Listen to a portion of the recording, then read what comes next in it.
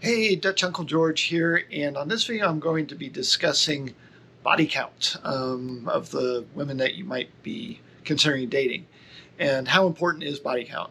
Let me start by saying I really don't like the term body count. I don't know, it just, to me it signifies, deaths in military service or something like that, but not sexual stuff. But so I'm going to probably refer to it more in terms of sexual partners instead of body count, using an old-fashioned term, I know, but hey, I'm old, so it is what it is. So anyway, let's get started on it. So there's a lot of guys out there that I see on social media that, oh well, I wouldn't go with a woman with a high body count and this, that, and the other thing, and we're going to examine why that's important or not important, as the case may be. So there's some guys out there that won't go out with a woman with any body count. Anything over 0, if they're not a virgin, they won't consider them as dating partners, or at least so they say on social media, trying to be, the big manosphere gurus. Oh, I would never date anyone who's not a virgin. As somebody who took a woman's virginity many, many years ago, virgins are overrated, dudes. It's easily okay, I'm going to be nice and just say it wasn't one of my top 5 sexual experiences. Okay, we'll be generous about it. I don't want to offend her if she ever happens to see this, but and I think she knows. It was like having sex with a virgin is awkward. There's, I'll just leave it at that. It's not the greatest sexual experience, I think, for most people, even though there are guys who fetishize that. But that goes into the next subject of, I'm going to call it kind of silliness concerning virginity versus not virginity.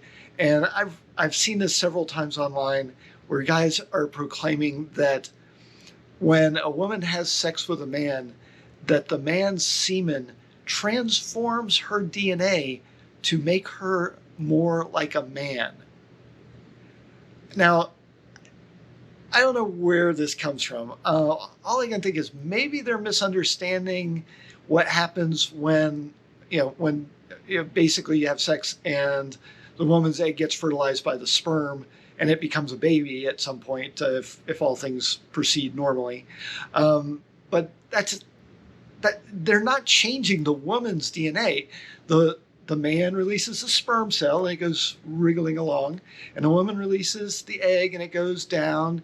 And if the sperm makes it to the egg cell and it fertilizes it, yes, then there is a combination of their DNA to essentially become the baby at some point down the line. And the baby is genetically unique from both the mother and the father. Okay, but the man's sperm is not converting the woman's DNA to make her any more masculine or whatever. Doesn't work that way. Okay, so let's put that aside. There's no basis in reality for that. So we've got a couple things out of the way there. Now, in terms of somebody being a virgin and what their body count is, let's kind of look at the numbers on this too. In the United States, at least, the average age that people lose their virginity, both men and women, is around 17. Men tend to be a little bit younger. They're kind of on the just under 17 on the average, and women are a little just over the 17 line in terms of where the average number falls. So at 17, most people lose their virginity, or the average person loses their virginity. By the age of 20, about 80% have lost their virginity, and by the age of 25, about over 90% have lost their virginity. So, if you're only going to date people who are virgins, you're strictly limiting your dating pool there. Especially as time marches on, you're really going to be reduced to a small number. And that small number is probably not going to be overly impressed by the fact that you insist on dating virgins, because frankly, it's a little weird. But you do you. If that's your thing, if you only do virgins, okay. As long as you're going into it with a real idea of why, then All right. But then we go to kind of average number of sexual partners that women have had. And depending on what survey you look at and what they actually consider to be sex, whether it's actually penis and vagina sex or oral or anal or masturbation or whatever, generally the numbers run from 4 to 5 on up to maybe 15 or so. Again, this is United States. Different countries have different numbers. From what I understand, New Zealand women have the highest number of average sexual partners, or average number of sexual partners, I guess is the way it should be stated, at something like 22 or something like that. So if you're looking for the slutty women, just kidding, New Zealand's the place to be. But anyway, so when we're talking about number of sexual partners, the importance of that is going to vary from person to person, depending on their religious beliefs and things like that. But in terms of what it means as far as that person being a reliable partner, a good girlfriend, or a good wife somewhere down the road, it's really not meaningful. Even somebody with a very extreme number of sexual partners, so extremely high number of sexual partners, you're not dating their past.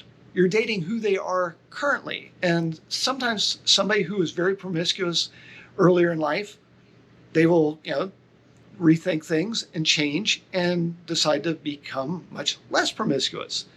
The contrary is true. You might find a virgin and you marry her and, she's curious because she's only been with you and things happen. So you can't depend on somebody's overall character being a certain way based on what their number of sexual partners is. So you have to take that into consideration. And in terms of what's ideal or what's good or what's bad, frankly, I think you're going to have more fun if you're just dating. I'm not talking about marrying somebody, but you're going to have more fun just dating somebody who has at least a little bit of sexual experience. To go with somebody who's completely inexperienced, like I said about virgins, it's awkward. It isn't as much fun. So something to consider on that front as well. Now, there are legitimate concerns if somebody has a high number of sex partners that maybe they have a sexually transmitted disease. But instead of coming at it and asking them how many sex partners they have, maybe go about it and have the conversation about responsible sex. So are you going to use condoms? Are you going to get treated for STIs before you have sex the first time? There's different ways you can handle it, but it really isn't relevant to the number of sex partners they've had. If they've had any sex partners, it only takes one. If you've had one sex partner, you potentially could have a sexually transmitted infection. And that's something you want to know about to get it treated and or to take preventative actions so you don't spread it to other people. But it has nothing to do with somebody with a high number of sex partners. They may be perfectly clean. Somebody with just one may not be. So you got to think about that and act responsibly. So this brings me back to how many sex partners has she had? Is there a number that should be a cutoff? Well, frankly, the best advice I can give you about delving into somebody's sexual history is if you're not secure in hearing the answer, you're better off not knowing. I mean, if you're worried about being compared to her past lovers, if you're insecure about the fact that she's had more sex than you have, perhaps, you need to just let that go. And when it comes down to it, ultimately, the best policy, I think, on it when it comes to asking about somebody's previous sex partners is don't ask and don't tell them yours if they ask you. It only leads to trouble unless you happen to be very confident and very secure with who you are sexually and she is confident and secure with who she is sexually and in the relationship you have together. Otherwise, you're probably asking for trouble. So that's my take on it. Don't ask, don't tell, I think is the best policy. If you got to go there with an open mind. And recall that people are different at different stages in their life. So what happened in the past is the past. What's happening now is now, and I suggest you focus on what's happening now. If you like the person, their number of sex partners simply doesn't matter. That's all I have to say on it. Hope you got something from this. And if you liked it, like, subscribe, and all that good stuff. And I'll look for you in another video. Bye.